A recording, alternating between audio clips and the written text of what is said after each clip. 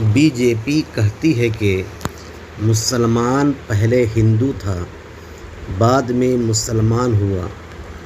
جب ہندو کا نام ہندو مسلمان نے رکھا تو مسلمان پہلے ہندو کیسے تھا؟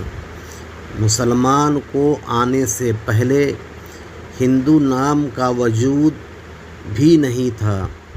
جو لوگ اسلام قبول کیے ان کا کوئی مذہب نہیں تھا، اسلام نے ان کو مذہب دیا۔ اسلام سے پہلے یہاں کوئی مذہب نہیں تھا۔ مسلمانوں نے جس کا نام ہندو رکھا وہ ہندو کے نام سے ایک مذہب بنا لیا اور اس مذہب کو سناتن کہنے لگا، یعنی پرانا مذہب، جبکہ وہ نیا مذہب تھا۔